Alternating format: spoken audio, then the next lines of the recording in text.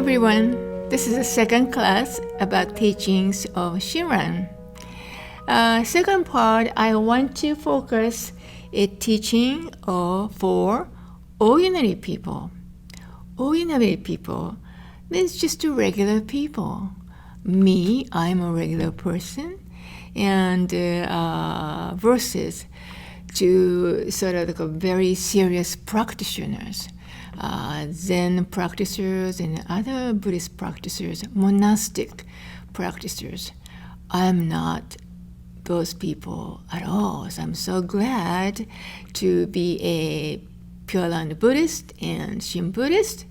So Shinran's teaching is actually for ordinary people like us. We don't have to go to monastic practice. We don't have to leave the family behind. I am married. I can live with my husband and with a cat and practice Buddhist and then work for the temple and share the Dharma, right? So liberation for ordinary people, not only for the elite or not only for capable individual, the person, or not only for socially high status people, not at all, for everyone. That's what Shinran's teaching is for. Okay, and then Shinran's time is we have to talk about the Buddhist time is sort of, we call it Mappo. Mappo is a last age of Dharma. So right after Shakyamuni passed away, there is still the teaching was existed, and people were able to practice, and then people were able to get enlightened in this world. But as the time goes by, after the right Dharma, there is a semblance time, which is the teaching still exists. But however, even people practice, a few people get enlightened. And then also after the semblance time, there is a last Dharma age time follows. Now we are in that last Dharma age. It's sort of, Shakyamuni's teaching still exists. But however, people have a difficulty to do a practice because we are so busy, right? And very selective people go to monastic practice. And then as a result, very, very few people can get enlightened in this world. Very few.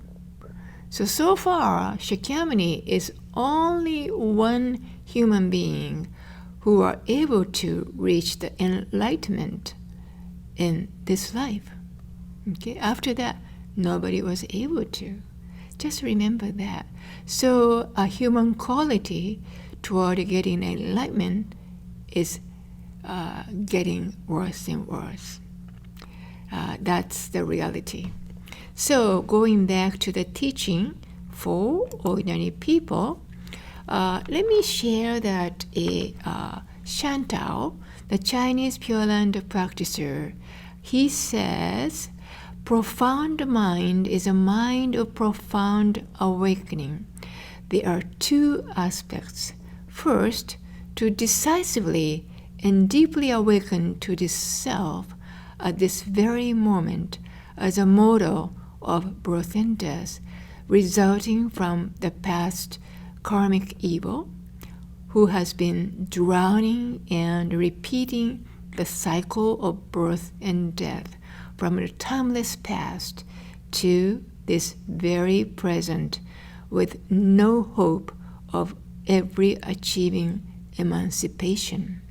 Second, to decisively and deeply awaken to the 48 compassionate vows of Amida Buddha, which embrace sentient beings and without fail make them attain birth in Pure Land by carrying them on the power of the vows without any hesitation or question whatsoever. So this is Shantao is saying there are two aspects, right? First, decisively and deeply awaken to this self at this very moment as a motor of birth and death. And then second is decisively and deeply awaken to the 48 vows compassionate vows Amida Buddha, who made for me.